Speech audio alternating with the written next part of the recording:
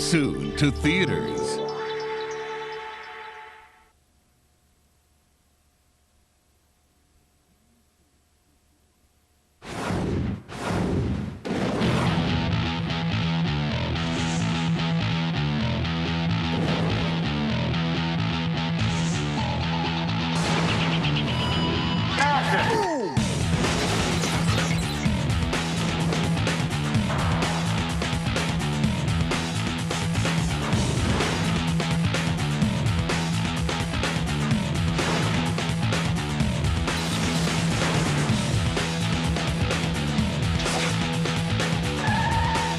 Herbie's one of those cars that always comes back at the end. Herbie's freaking cool.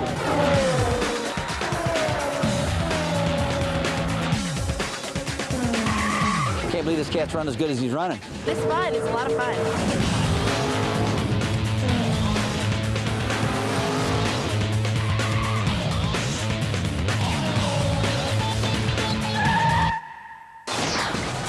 Our job on this is to build all of these various mechanical Herbies.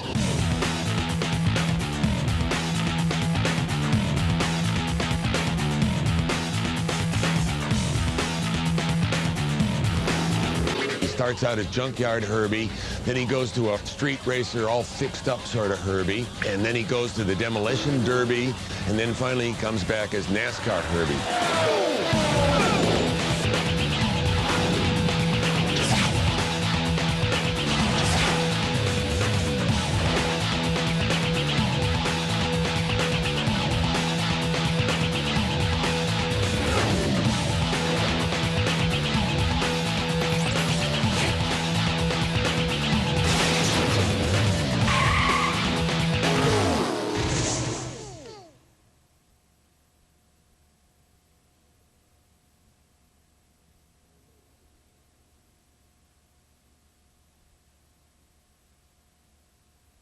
I see skies of blue and clouds of white, the bright blessed day, the dark sacred night, and I think to myself, what a wonderful world.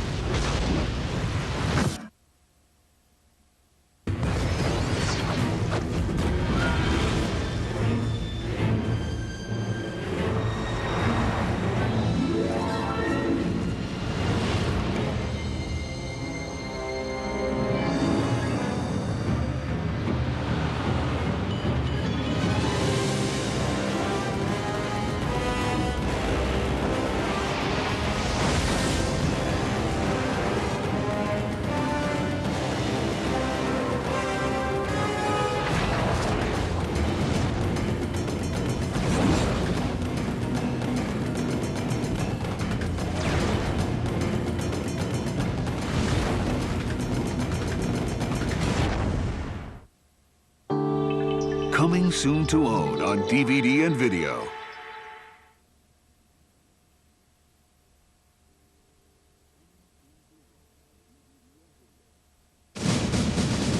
Navy SEAL Shane Wolf has seen action in every corner of the globe. Somalia. I've directed rescue missions. Serbia. I've directed stealth air attacks. Bosnia. I've choreographed amphibious landings all around the world. But for his next assignment, he's going to the one place his skills mean nothing. Suburbia. Oh, you gotta be kidding me. From Walt Disney Pictures. In association with Spyglass Entertainment. Let me get this right. Protecting those kids is a matter of national security? Lieutenant Shane Wolf is a man on a mission. The important thing now is the safety of my children. Mrs. Plummer, I've dealt with... Oh, my God! That's Gary. Sorry. He expects discipline. I'm not gonna have time to learn all of your names. So you are Red 1, Red 2, Red 3, Red Baby. He has got to go. But now, Please tell me that was the duck. he's in for some big changes. Red Baby. From the director of Bringing Down the House. What is it? It's a minivan. A minivan? No. Think of it like a Bradley assault vehicle. They may not understand his methods. Can you tell me a story? Once there was a family of elves. The elf team decided on an L ambush and laid down a heavy suppressive fire on the gnomes. But the last guy they ever expected may be exactly Let's move out! what they need. This summer, I've never left a man behind. duty calls. We're good. Vin Diesel Somebody's got to give this punk a talking to. Why don't you pick on someone your own size? Oh, that is so gross. Come on, I'll be your daddy. The chicken wings. Crowbar. Finally. The pacifier. the pacifier. We're gonna be late. Not on my watch. Land!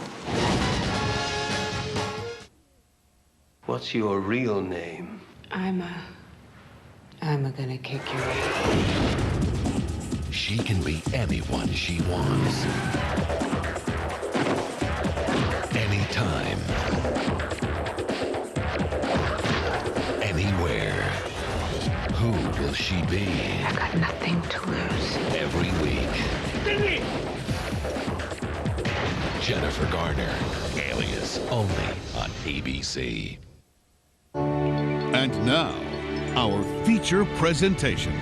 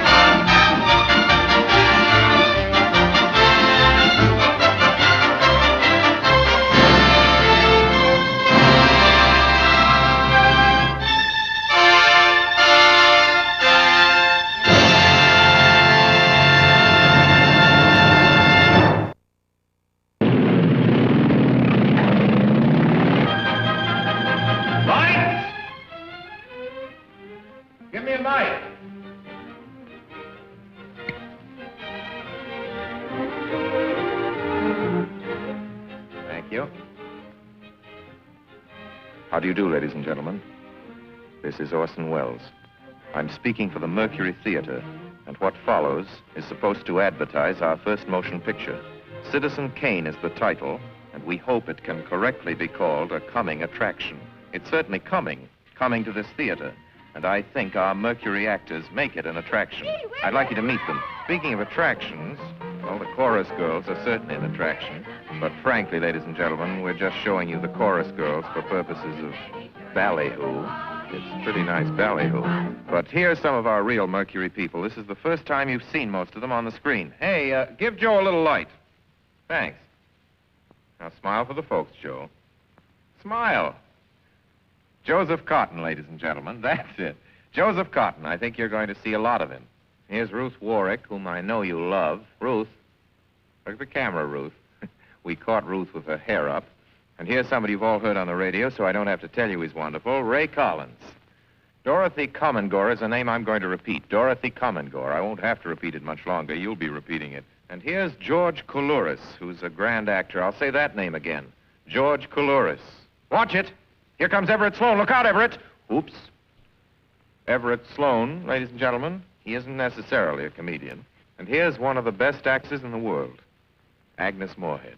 I've said a lot of nice things, but Erskine Sanford deserves some more. Erskine Sanford. So does Paul. Paul Stewart, everybody.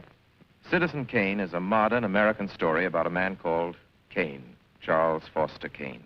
I don't know how to tell you about him. There's so many things to say. I'll turn you over instead to the characters in the picture. As you'll see, they feel very strongly on the subject. Charles Foster Kane is... Sure, he started the war. But do you think if it hadn't been for Mr. Kane, the United States would have the Panama Canal? Charles Foster Kane is nothing more or less than a communist. Kane, governor.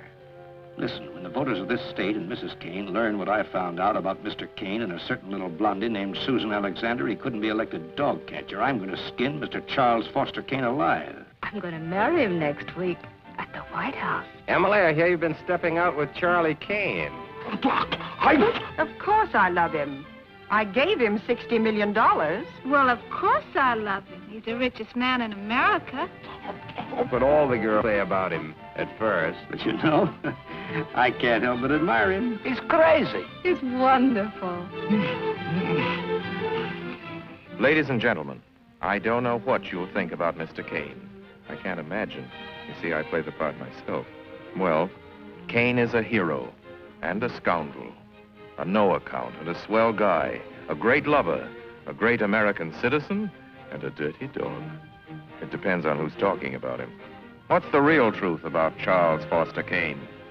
I wish you'd come to this theater when Citizen Kane plays here and decide for yourself.